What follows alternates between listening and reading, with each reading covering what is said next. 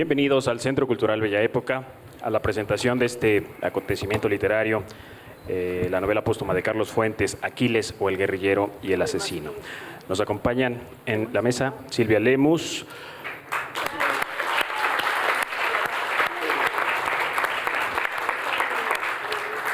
José Carreño Carlón, Julio Ortega, Héctor Bonilla,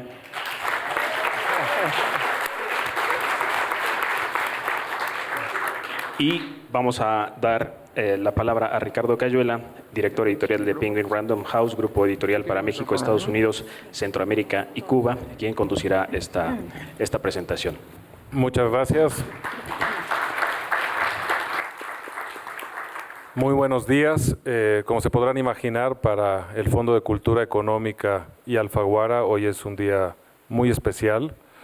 Celebramos un trabajo en conjunto, inédito en la historia editorial de nuestro país, y estamos muy felices y orgullosos de presentarles el fruto de ese trabajo en conjunto. Desde luego, el director del Fondo de Cultura, José Carreño Carlón, será el encargado de explicar justamente el trabajo de alianza estratégica entre Alfaguara y el Fondo al servicio de uno de los autores más emblemáticos de nuestros dos catálogos, Carlos Fuentes. Pero yo quería empezar con esto porque me parecía importante también desde Penguin Random House y desde Alfaguara señalarlo desde el principio. Y en el orden de participación, primero le voy a dar la palabra a José Carreño Carlón. Es académico, profesor, periodista y escritor. Cuenta con una destacada trayectoria en periodismo y en comunicación pública. Sus estudios de doctorado en la Universidad de Navarra versan sobre este campo justamente.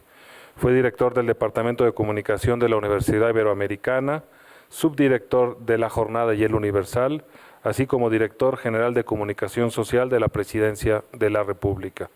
Actualmente es el director del Fondo de Cultura Económica, escribe para El Universal y conduce la agenda pública de los libros para Foro TV. Pepe, buenos días. Muchas gracias, Ricardo. Bueno, yo empiezo diciéndoles que Julio Ortega registra en el prólogo de este libro que estamos presentando, una carta enviada a Gabriel García Márquez en la que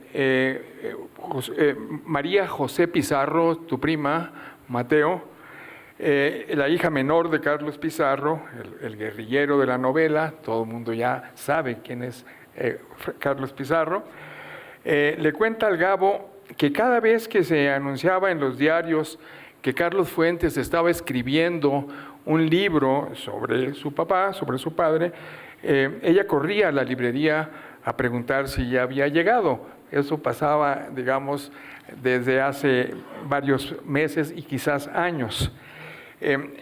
Puede sonarles a todos un gesto entrañable, comprensible, de amor filial, pero déjenme decirles que en las últimas semanas, deben creerme, en que los medios alentaban ya de la inminencia ahora sí, de la publicación de la novela, pues han sido decenas o quizás más de lectoras y lectores que empezaron a frecuentar las librerías, es decir, surgieron muchas María Josés Pizarros que iban a las librerías de Colombia y de México y empezaron a preguntar también, a decir que ya pues estaban reclamando a qué hora salía el libro de Carlos Fuentes.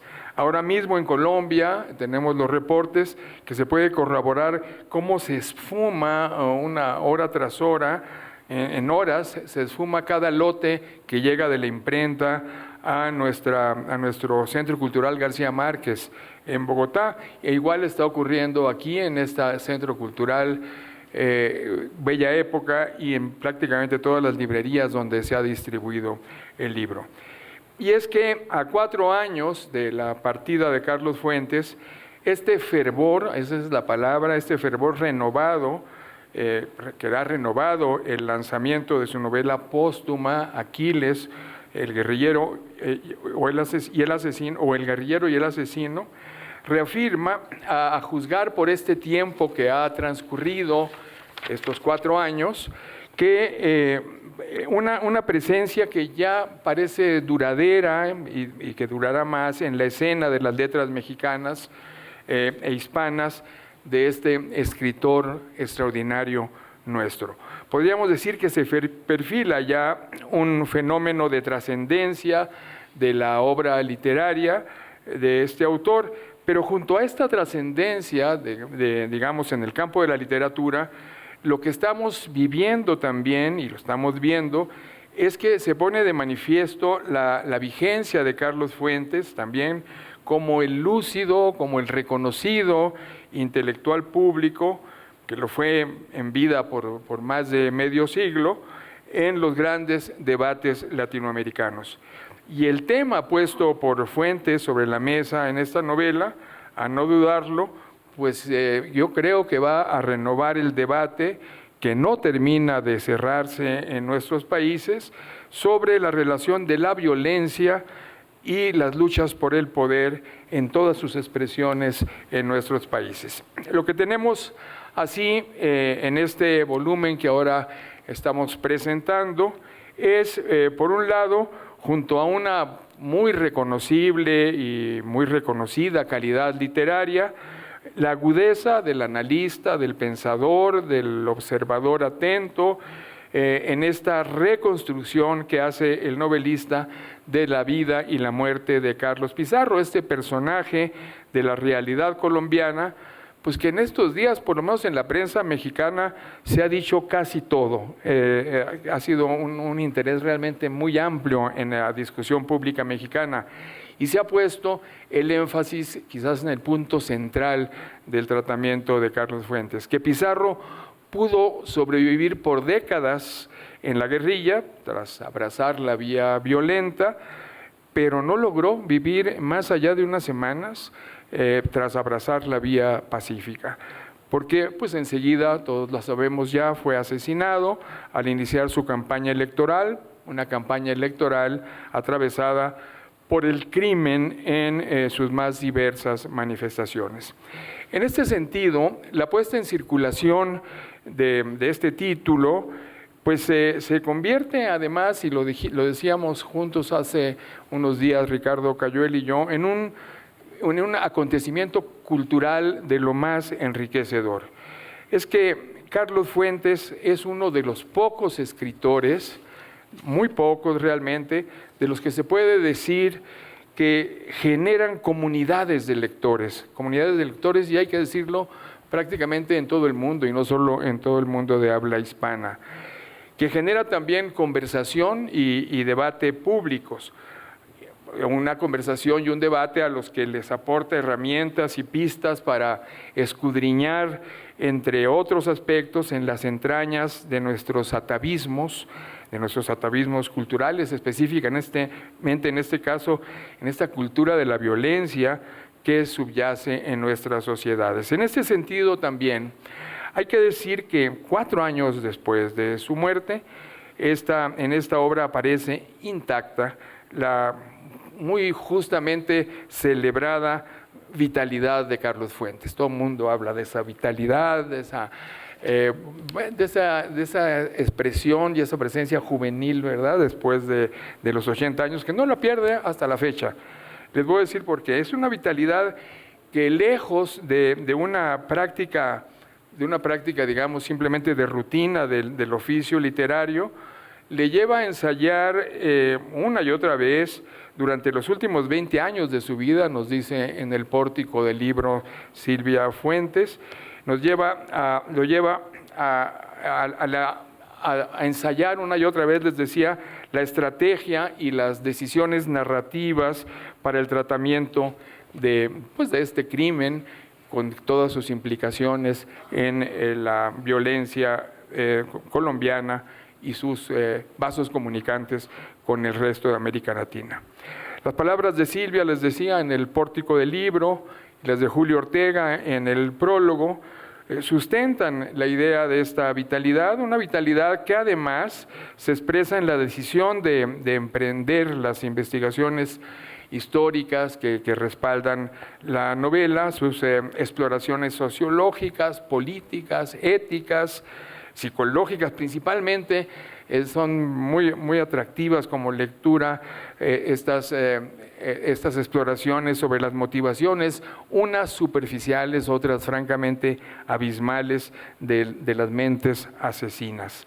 En fin, es una vitalidad que alentó siempre en esa especie de curiosidad juvenil. No solo era la actitud juvenil, era una gran curiosidad, como si fuera su primera novela, como si fuera su primer libro, desentrañando algunas de las zonas más recónditas de la vida pública y también pues de la vida oculta de nuestra América. Respecto de los valores estrictamente literarios de esta obra, ya Ricardo Cayuela y yo convenimos en que ni siquiera nos vamos a atrever a proponerlos, ¿no? Porque, bueno, pues esto quedará para el juicio de los lectores, de los críticos, de los reseñistas, de los especialistas en análisis literario. Pero se vale pues no dejar de mencionar la riqueza de este libro, justo ahí mismo en el lugar en que el propio Fuentes le dio a esta novela. Nos los cuenta también Julio Ortega, la ubica en el grupo el que el propio Fuentes bautizó como Crónicas de nuestro tiempo. Y el resultado es una novela de una riqueza, les decía, extraordinaria, en estampas de diversas realidades, pero además de una riqueza muy disfrutable también en referencias literarias, intertextualidades, citas, alusiones de escritores latinoamericanos y también de otras latitudes. El libro tiene un valiosísimo plus, ya es el momento de decirlo, el prólogo de Julio Ortega. Es de verdad una extraordinaria lección para los que quieren escribir novelas y también para los que estudian, están en estudios literarios, una lección de construcción y también de deconstrucción literaria. Fíjense, a la hora de trazar su propia crónica, Julio hace su propia crónica desde la concepción, el diseño y la escritura de este Aquiles, y ahí Julio pues no solo nos comparte el archivo de Carlos, que a su vez le compartió Silvia Fuentes con mucha generosidad, sino que nos coloca, Julio, de hecho, allí en el taller donde se está confeccionando, donde se está ensamblando ahí frente al lector, ahí lo podemos ver, cada pieza de la obra, sin que al final se noten las soldaduras o las costuras, como le gustaba decir a García Márquez. Aprovecho para anunciarles que este verano, también con una extraordinaria introducción de Julio Ortega y un estudio de una gran especialista en la obra de Fuentes de las universidades de Lovaina y de Leiden. ¿Te acuerdas que la tuvimos juntos en Holanda? ¿Sí? Luz Rodríguez Carranza. Bueno, pues el fondo va a lanzar el volumen sexto de las obras reunidas de Carlos Fuentes, que incluirá nada menos que Terra Nostra, la considerada con justicia obra magna de este magno escritor. Tomo unos segundos más para lo que nos pedía Ricardo, para hablarles de la aparición de esta obra también como un acontecimiento editorial que él ya anticipaba. En efecto, es la primera vez que ocurre esto, es la primera vez que el grupo del Fondo de Cultura Económica, la editorial del Estado mexicano, lanza una novedad, una primera edición de una obra en alianza o en coedición con uno de los grupos editoriales privados más grandes del mundo. Les cuento nada más muy brevemente, cuando Silvia nos hizo saber de la existencia de este manuscrito inédito, de esta novela, los directivos de Random House, de Penguin Random House, Ricardo Cayuela, Roberto Banchik, entre otros, él es el director de este grupo, los directivos del Fondo de Cultura Económica. Emprendimos una serie de pláticas que no sé si llamar de avenencia porque no hubo pleito nunca, de hecho. Entonces no eran pláticas de conciliación porque desde el principio o muy pronto entendimos que ambos grupos debíamos ponernos de acuerdo para emprender juntos esta empresa. Y es que ambos teníamos argumentos legítimos para editar o para participar en la edición de esta novela póstuma de Carlos Fuentes. Para el fondo, lo repito, simbólicamente significaba mucho porque en el Fondo de Cultura Económica nació Carlos Fuentes para la novelística latinoamericana con La región más transparente en 1958. Aquí inició su ciclo como novelista, pues ya era importante que aquí culminara también este ciclo con su novela póstuma. Y salvo que Silvia nos tenga por ahí otra grata sorpresa, pues el fondo estaría ahora cerrando con este libro el ciclo de Fuentes novelista. Esperemos que luego lo reabramos si tienes alguna sorpresa por ahí, ¿verdad? Un ciclo que iniciamos, nunca se sabe, ¿verdad? Que iniciamos hace 58 años, nada menos con la región más transparente. Yo creo que ambos grupos editoriales, lo hemos repetido en todas partes, debemos estar muy satisfechos de lo logrado en esta alianza. Hoy tenemos en nuestras manos esta obra como resultado de la buena voluntad y el trabajo de mucha gente, en primer lugar, de Silvia Lemus, la esposa de Carlos Fuentes, quien ha dedicado largas horas y muy fructíferas horas al trabajo, al archivo de su compañero de vida. Ya les decía de Julio Ortega, gran conocedor de la obra de Fuentes y pues un potente, todos lo conocemos, especialista en literatura latinoamericana, que ha hecho, ya les decía, un espléndido trabajo de edición y nos ha entregado un prólogo altamente ilustrador y de lo más útil.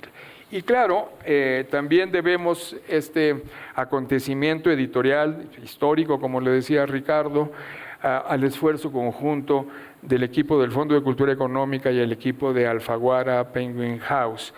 Grandes compañeros en esta aventura, empezando por el propio Ricardo. Con todos aprendimos a compartir las fortalezas y las experiencias de dos grandes empresas internacionales, Penguin Random House, Grupo Editorial y el Fondo de Cultura Económica. Hemos aprendido mucho unos de los otros, pero lo más importante de todo, hemos logrado poner en circulación este gran libro de nuestro admirado y muy querido Carlos Fuentes.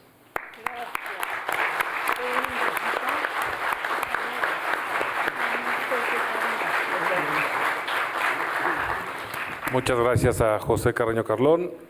Aprovechando sus palabras finales, me gustaría saludar al equipo de Alfaguara que está aquí presente con nosotros, a Ramón Córdoba, el gran editor de este sello por tantos años, y también anunciar algo que ya se hizo público, que el nuevo director literario de Alfaguara México es Julio Trujillo, quien nos acompaña también aquí en la sala. Ramón, Julio, gracias por estar aquí.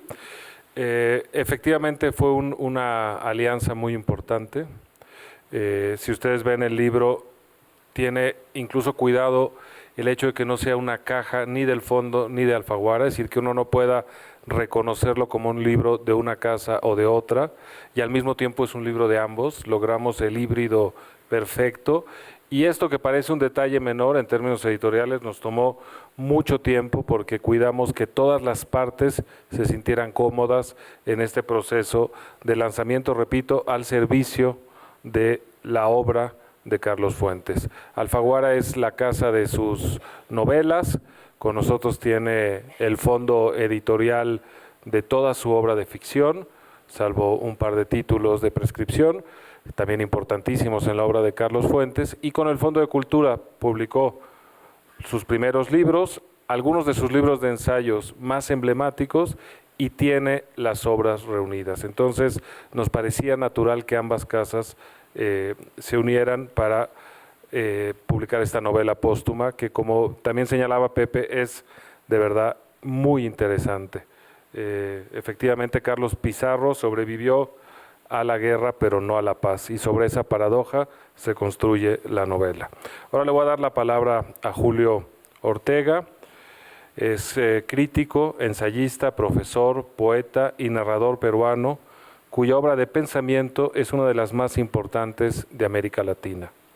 Entre sus múltiples publicaciones críticas se encuentran El discurso de la abundancia, de 1992, Una poética del cambio, de 1992 también, Arte de innovar, del 94, Retrato de Carlos Fuentes, del 95, El principio radical de lo nuevo, publicado en el Fondo de Cultura en el 97, Caja de herramientas, prácticas culturales para el nuevo siglo chileno, del año 2000, México transatlántico, con Celia del Palacio, también en el Fondo, del 2000, y El sujeto dialógico, negociaciones de la modernidad conflictiva, del Fondo, del año 2010. Julio Ortega se ha encargado de dirigir las series Aula Atlántica en el Fondo de Cultura Económica, Entre Mares en la editorial veracruzana y Nuevos Hispanismos en Iberoamericana Vermont. Pero sobre todo yo destaco, aparte de esta labor crítica fundamental, su trabajo como profesor en la Universidad de Brown, donde fue el anfitrión por muchos años de Carlos Fuentes, que daba una lección anual, y el anfitrión era Julio Ortega. De ese intercambio académico nació una amistad de la que este libro es uno de sus mejores testimonios. Les dejo pues con Julio Ortega. Gracias, Julio. Gracias.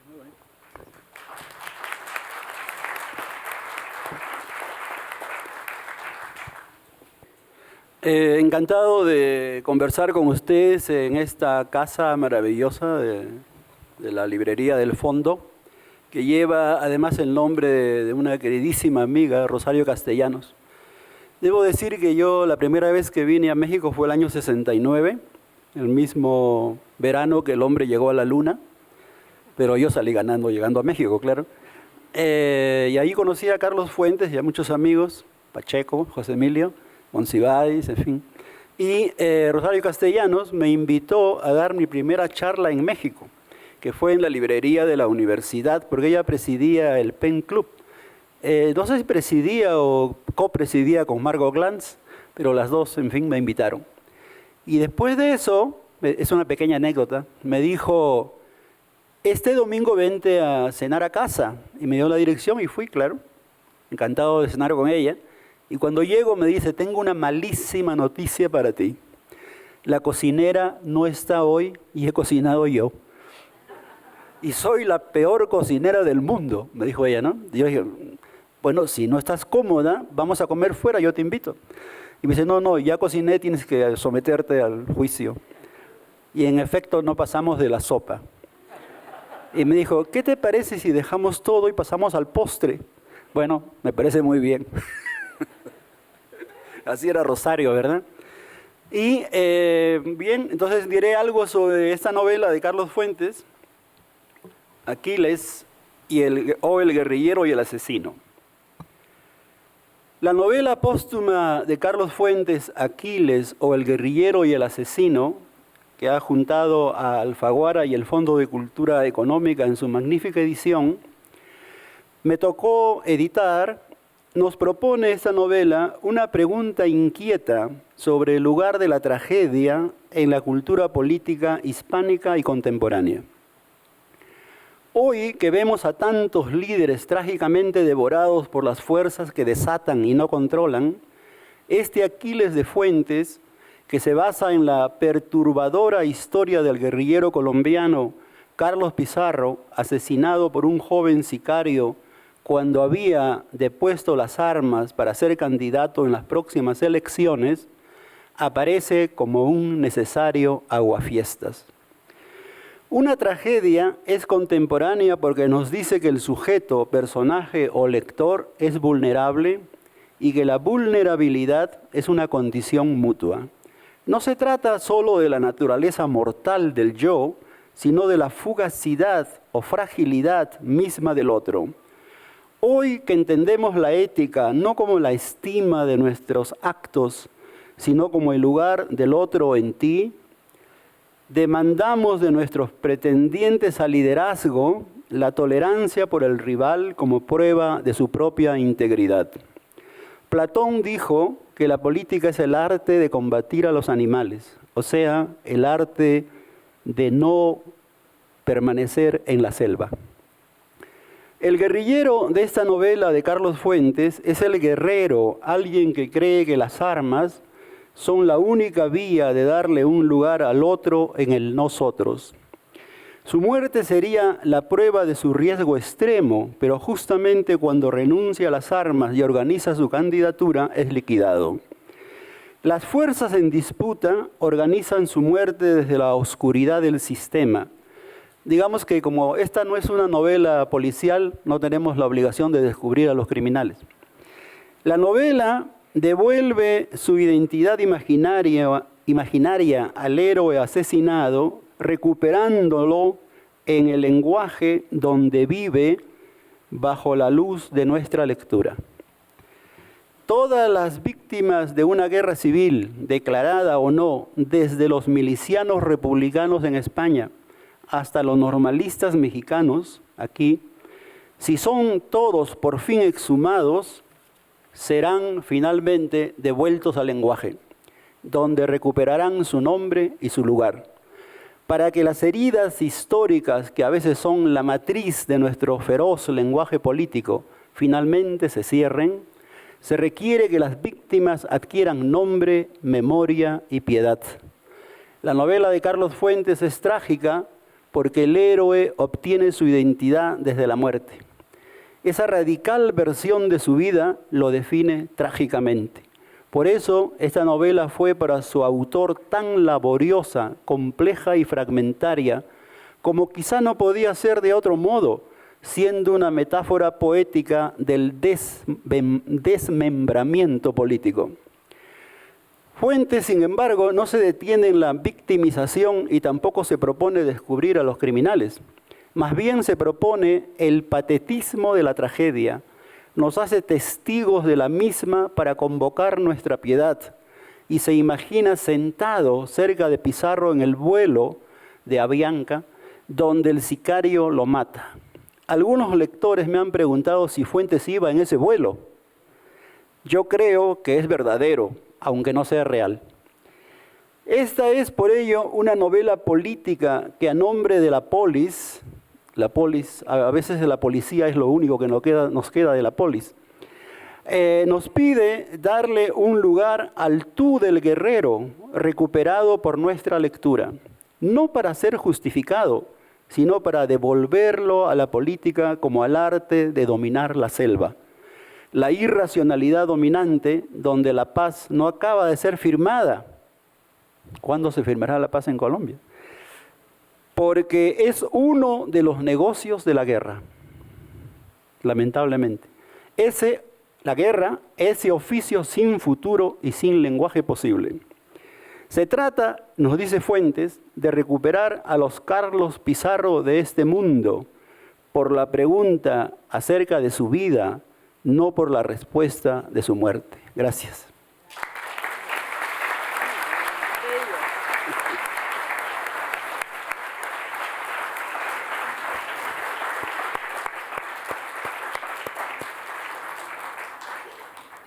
Muchas gracias a Julio Ortega. Voy a darle la palabra ahora a Silvia Lemos.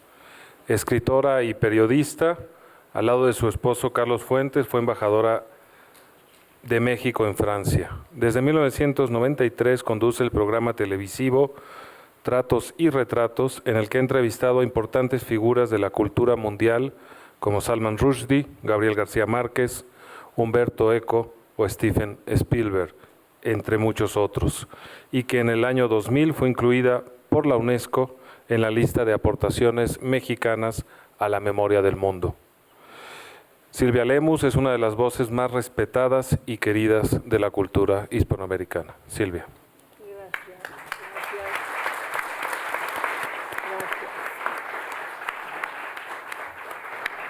Saludo a todos ustedes, lectores, y les agradezco que estén hoy con nosotros para hablar de esta novela, Aquiles, o El guerrillero y el asesino. Carlos Fuentes nació para ser escritor.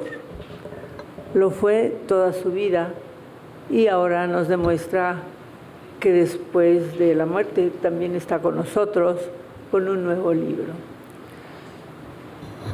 Carlos se decía que era un amante, o se sigue diciendo, un amante de la literatura, pero también ha sido un amante de la América Latina.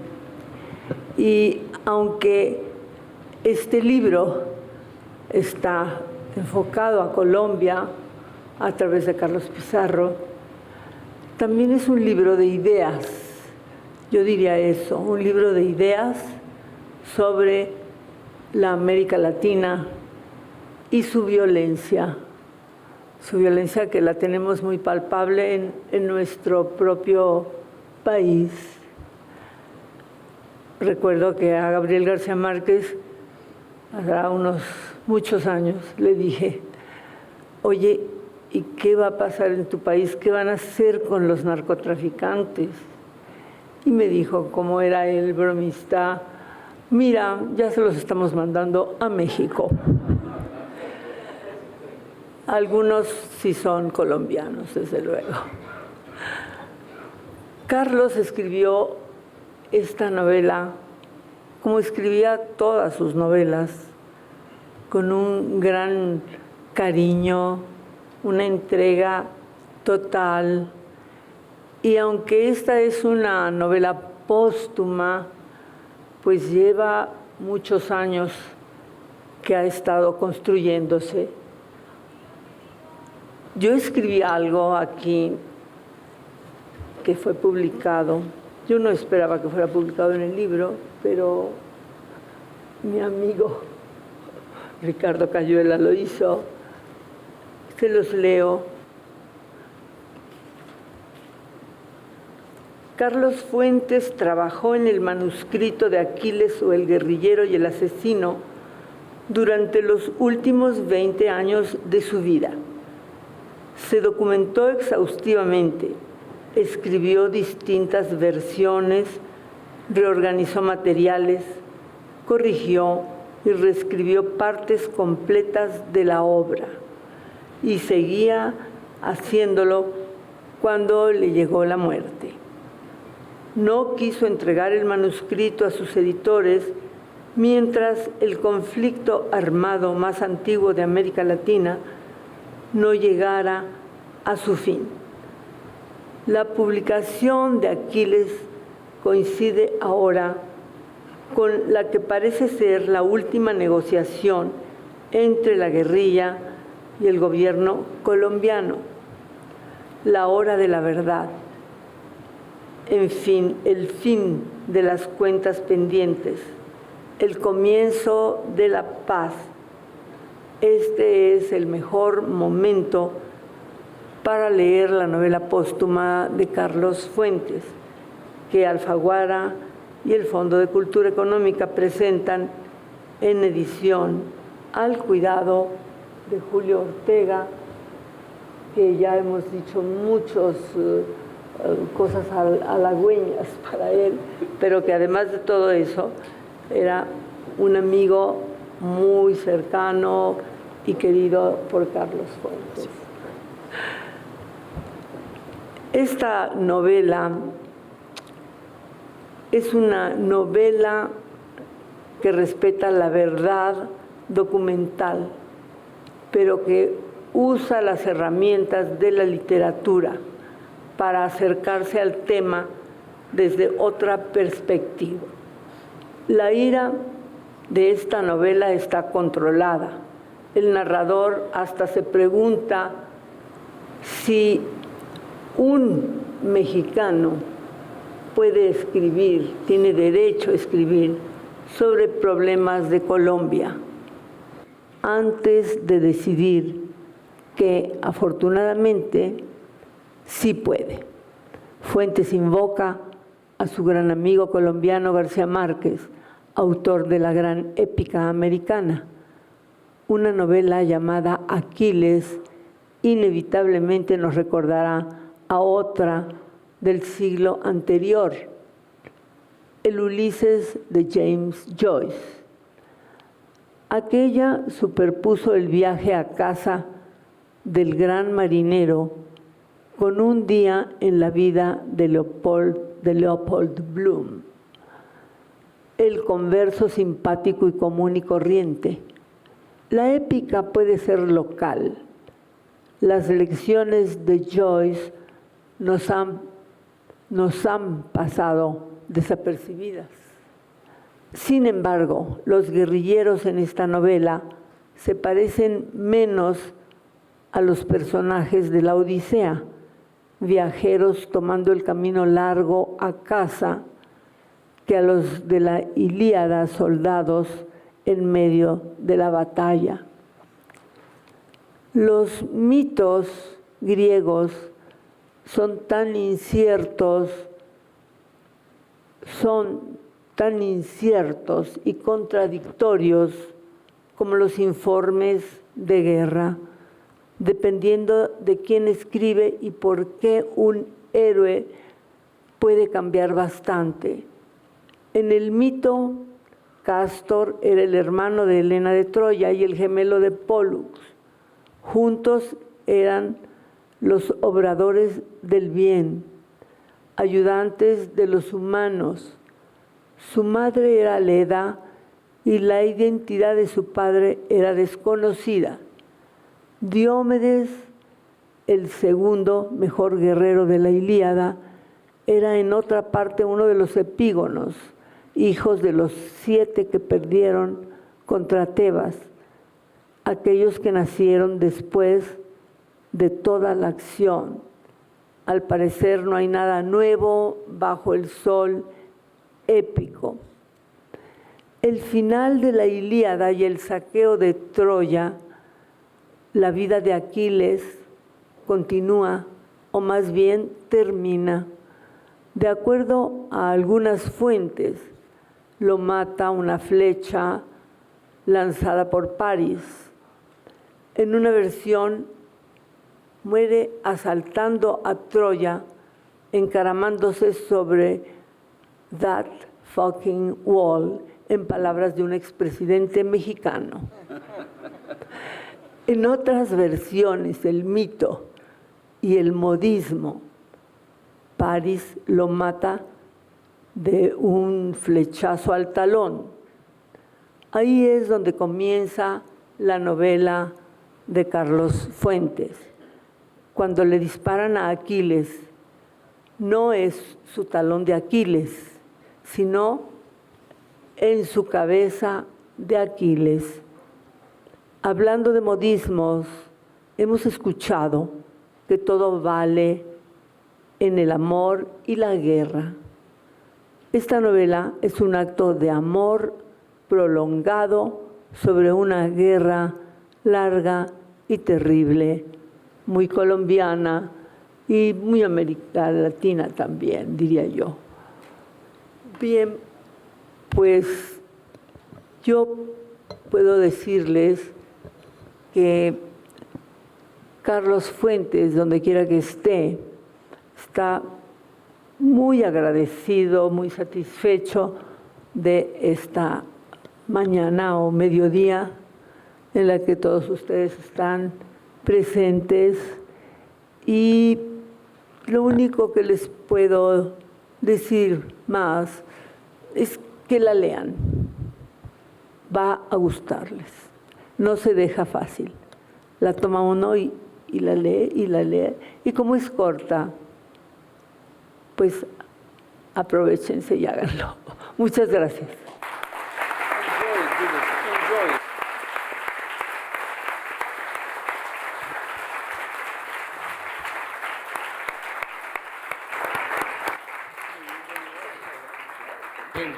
Muchas gracias a Silvia Lemus, que dice algo que yo quiero subrayar también. Efectivamente es una novela de ideas y es una carta de amor a Colombia de un mexicano que quiso mucho a Colombia y con la que tuvo vínculos emocionales e intelectuales profundísimos.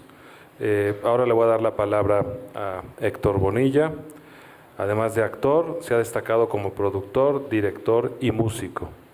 Inició sus estudios en la Facultad de Derecho, pero le atrajo más la idea de convertirse en actor.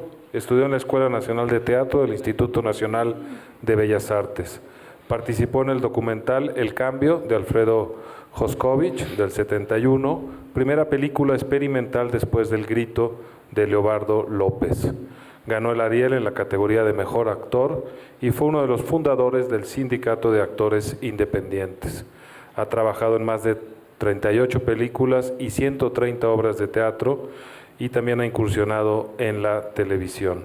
Los dejo con nuestro primer actor y además una referencia como no solo en su profesión, sino como un destacadísimo luchador social. Me da mucho gusto darle la palabra a Héctor Bonilla.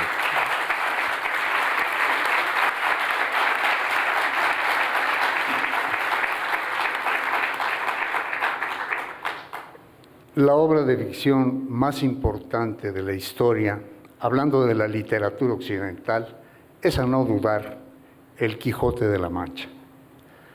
La razón es muy simple. Todos los seres humanos somos un poco Quijote, un poco Sancho.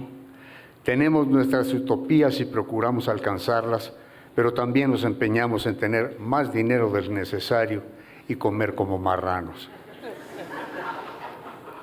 A Carlos Fuentes le apasionan los personajes marcadamente dicotómicos. Así lo pregona el título del libro que nos ocupa, Aquiles o el guerrillero y el asesino. Y escudriña, hurga, averigua lo que fue y presupone lo que pudo haber sido con la misma pasión que empezó a teclear, con los dedos índices, hasta deformarlos y arruinar varias máquinas Olivetti desde que nos dio la región más transparente.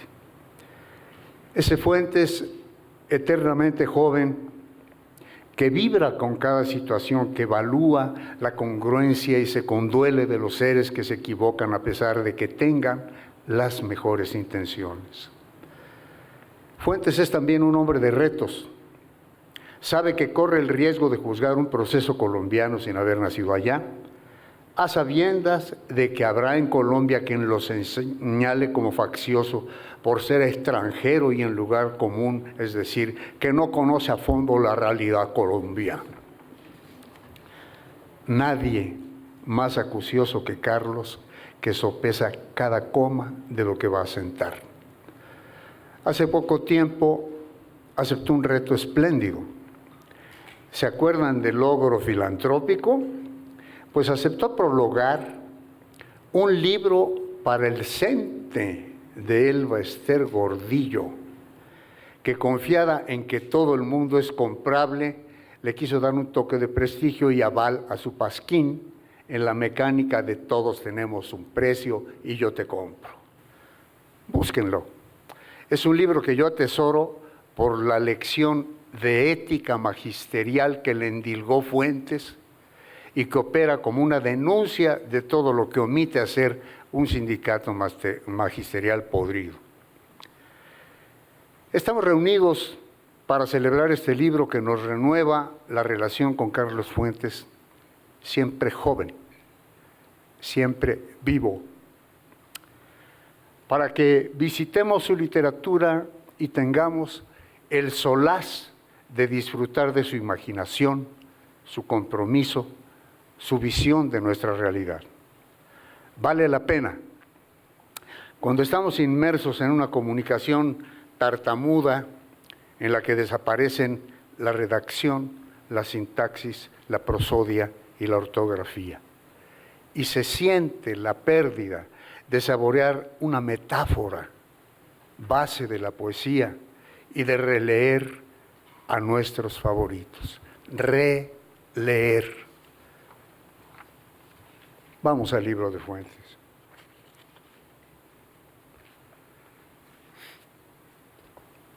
El cura Filopáter los martillaba con esas ideas de disciplina, trabajo, educación, libertad, exponerse a ir contra la corriente, como San Ignacio de Loyola, acusado al principio de herejía, encarcelado, escandaloso porque exigía la informalidad, movimiento, prácticas de nuevas para la Iglesia, abandonar penitencias absurdas, salir al mundo, transformarlo, pero con una clara y rígida concepción del orden deseado.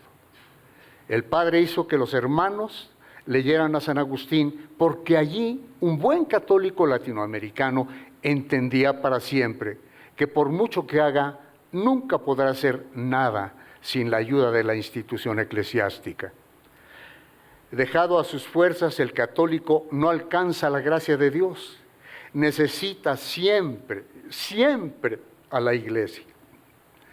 Cómicamente, el padre Filopater se despojaba de sus sandalias apestosas con 2 pataditas y exclamaba: cuidado con la herejía pelayana, contra la cual luchó toda su vida el santo de Hipona.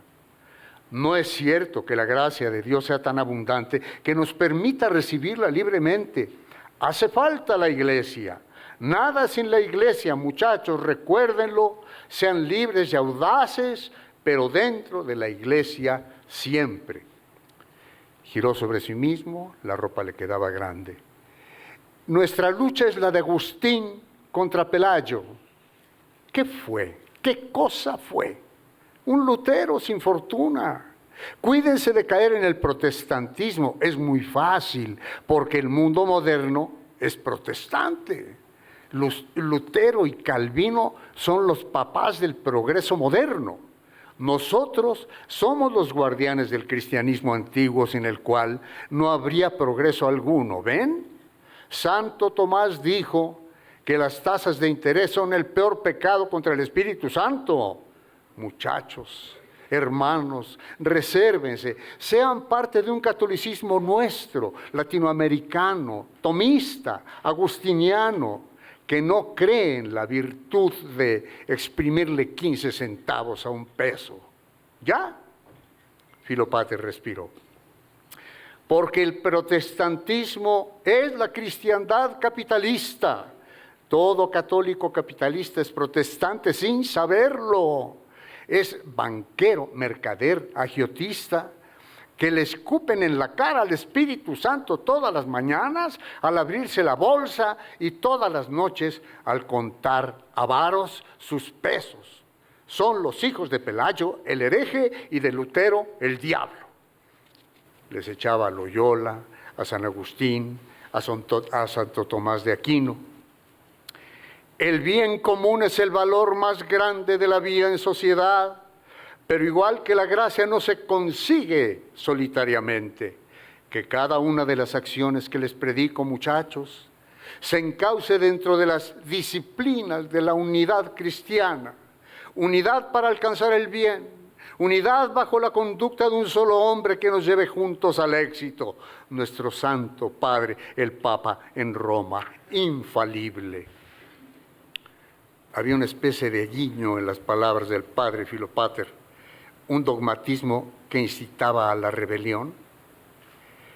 Eso se dijeron entre sí, con otras palabras los hermanos, como si Filopater les dijese que no se contenten con escuchar lo que les digo, tampoco me contenten por negativismo.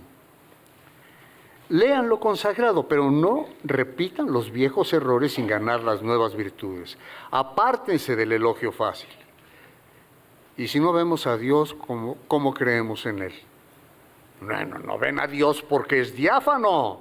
Filopater se negó a mirar al cielo, miró a los hermanos. Y si no creemos en Dios, bueno, crean en el mundo, concluía Filopater antes de recomendar. Lean a Spinoza, seguido de un mutismo súbito y de un alejamiento acelerado. ¿Qué importa más, la autoridad o la verdad? Les dijo Aquiles a sus hermanos. ¿El celo o la rabia? ¿Ser infalible o ser inaccesible? ¿Creíble o increíble? Es cierto porque es increíble, definió Filopater la fe con gran ortodoxia. La fe es voluntad, es acción. decían a coro los hermanos. Filopater se contentaba con responder que él solo enseñaba el pensar de otros.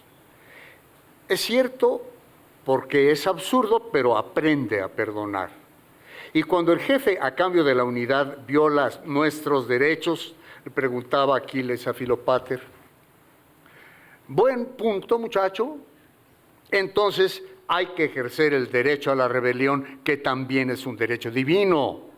Unidad y monismo del poder, de acuerdo, fíjense, pero solo para lograr el bien común. Si no, la unidad se vuelve opresión y el gobierno de un solo hombre, tiranía. Entonces hay que rebelarse. Caminaban rápidamente alrededor del patio del colegio, tratando los hermanos de seguirle el paso nervioso al padre Filopater, y no solo el paso físico, sino el paso intelectual, excitante, desbocado, a veces atropellado. ¿Qué cosa les preocupa más sobre nuestra santa religión?, les instaba, rascándose la tonsura natural del cráneo. No hay ningún cristiano que no haya notado una cosa, habló Aquiles. ¿Por qué permite Dios el mal? Porque Dios cree en la libertad. Incluso la libertad para hacer el mal. Claro que sí. Si Dios no existiera, nada estaría permitido. La naturaleza se impondría totalmente a nosotros, esclavizándonos. No se dan cuenta. Sin Dios no habría margen de libertad ni para el bien ni para el mal. Seríamos piedras, árboles, agua, bestias, y no nos haríamos estas preguntas que nos hacemos. Dios nos dio la libertad para hacernos seres morales que a cada paso deben escoger entre el bien y el mal. A veces se me ocurre que no hay dos dioses, uno bueno y uno malo. Uno que crea un mundo natural hermoso, Padre, y otro que solo quiere desemponzoñarlo. Dios es uno, contestaba Filopater, y su don es la libertad. Podemos hacer lo que queramos. Si no pudiéramos hacer el mal, nuestro bien sería el bien del eunuco espiritual sin valor, sin combate. No entiendo. ¿Qué ganamos con hacer el mal? ¿Probar que somos libres, nada más? ¿Te parece poco? Me parece absurdo. Es la mejor definición de la fe, ¿sabes? Ya te lo dije, muchacho, es cierto, porque es absurdo. Por eso tolera la Iglesia a los Borgia, los escándalos financieros del Vaticano, los papas que viven en Amaciato, que son maricones. No seas tan machito, se rió Filopater en las narices de Aquiles. No, para nada de eso. La Iglesia, mediante su propia imperfección, nos hace conscientes de la nuestra y nos invita, fíjense ustedes, a compartir la caída. La Iglesia no puede ser ni maniquea, ni farisea, ni divide el mundo en buenos y malos, como los protestantes. No es esto ni un sepulcro blanqueado, como los burgueses. Entonces, hay que ser rebelde todo el tiempo, sin descanso, Padre, dijo Aquiles. Fue cuando el otro padre, el padre de ellos, el almirante, fue a sacarlos de la universidad jesuita. Nada más le dijo al padre Filopater: pues yo le entregué a 4 muchachos católicos, apostólicos y romanos, y usted me ha devuelto a mi casa 4 comunistas. Se miraron directamente el papá y sus 4 hijos varones, sin pestañear, sin entenderse entre sí, y sin saber en realidad, ni ellos ni él, cómo las enseñanzas del padre jesuita se convirtieron en convicciones marxistas. Cómo al aplicar las ideas aprendidas en la escuela católica a la realidad del mundo extramuros, cada artículo de fe religiosa se iba convirtiendo en artículo de fe política. La rebeldía encauzada en un partido de los pobres, el bien común, pero guiado por un líder máximo, la salvación dentro del partido, la necesidad del jefe y el partido para lograr la justicia, la salvación. Pero ¿cómo es posible que tú, hijo mío, un muchacho decente, lo que tú nos enseñaste, papá? No, yo no te enseñé nada de esto, yo no pude enseñar. Tú y mi mamá nos educaron en esos ideales. Hoy tu hijo se rebela contra la injusticia social. ¿Quién nos manda? ¿Eso nos dices a tu madre y a mí? ¿Quién nos manda a haberlos educado bien? Muy bien. Voy a ayudar a crear una izquierda democrática en este país. La élite colombiana no ha cumplido con su deber, nos ha dejado sin opciones. Bueno, mirar, esa va a ser tu opción. ¡Qué infantil! No me juzgues, padre.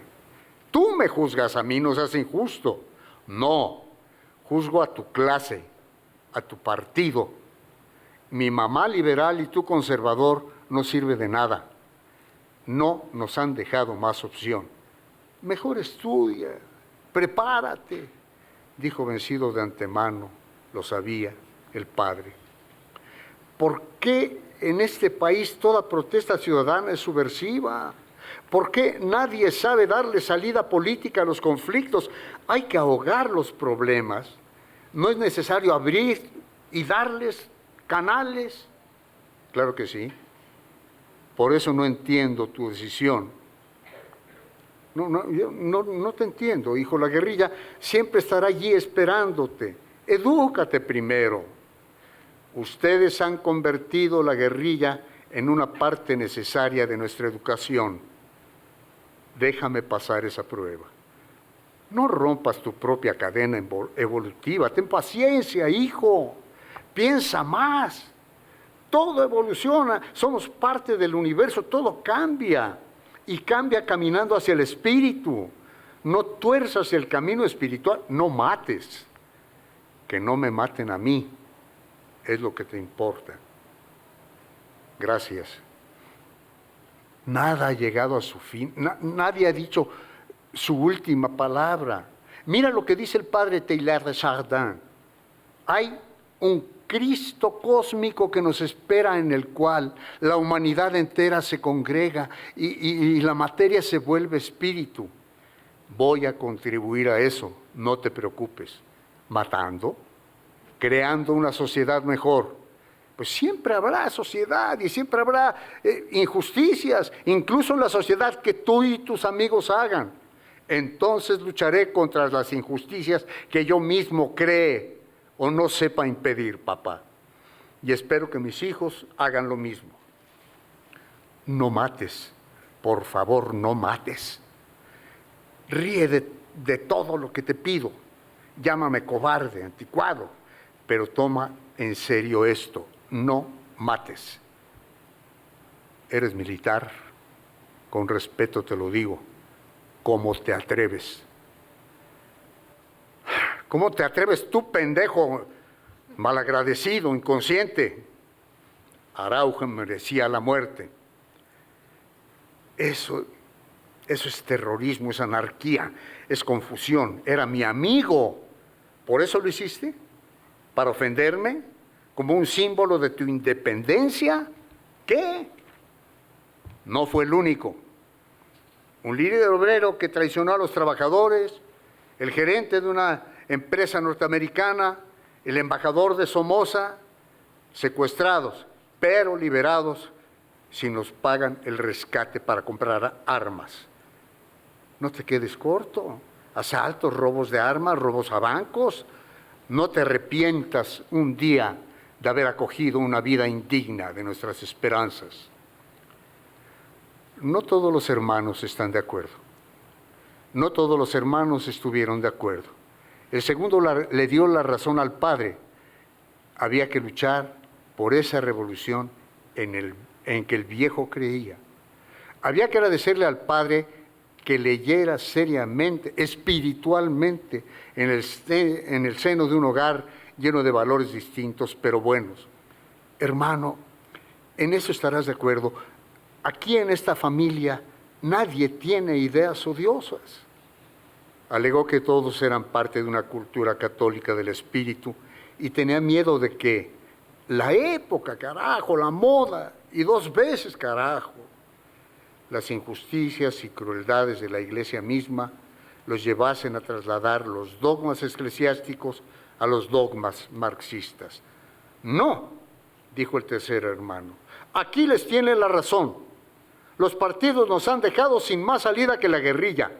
No es posible seguir de fraude en fraude electoral. ¿Hasta cuándo se le va a extender crédito a un sistema que nunca lo ha merecido? ¿Corrupción e impunidad por siempre? No, hace falta un hasta aquí.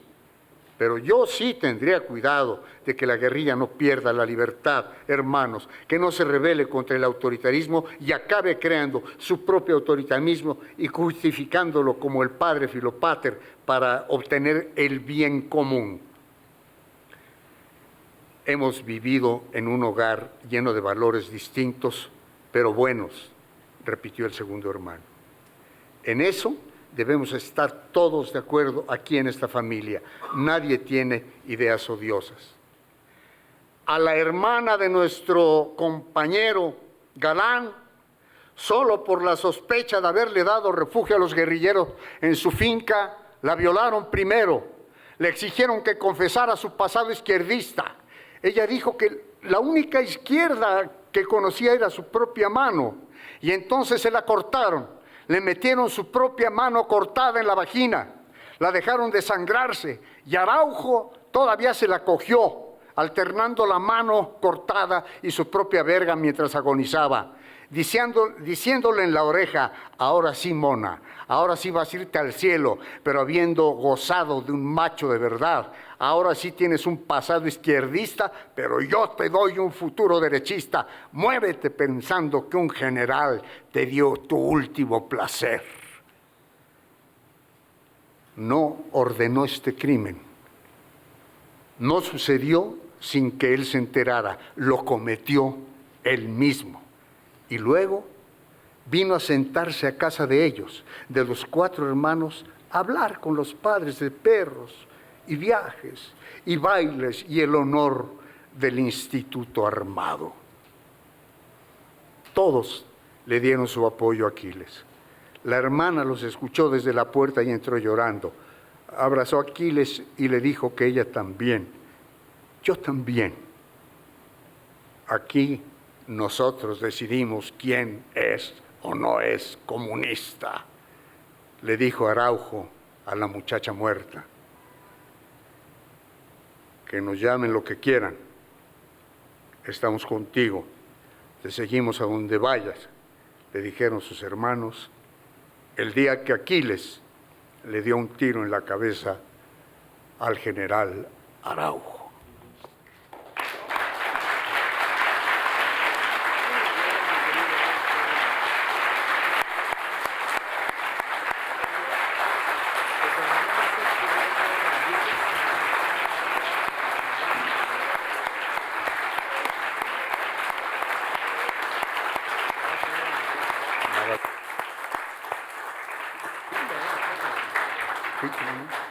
Me imagino, José Carreño, Pepe, que coincidirás conmigo que no hay mejor vaticinio para este libro que este bautizo. Un crítico que apuesta por la transparencia de las palabras, un académico que puede comunicar ideas profundas de manera llana para que la entienda todo el mundo. Una viuda que es una figura de nuestra cultura, pero también alguien que apuesta por el legado de su marido y la vigencia de su obra, y un primer actor culto y inteligente que nos ha hecho esta lectura magistral. Muchas gracias a todos.